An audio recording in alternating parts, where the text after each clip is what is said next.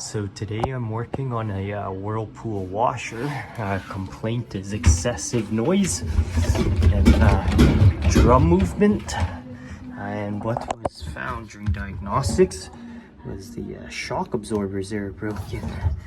So same with that one as well.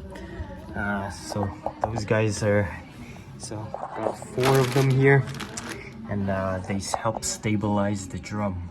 Okay, so the 4 brand new shock absorbers are put in. They're secured. This one is secured as well. And then the 2 ones in front are secure as well. So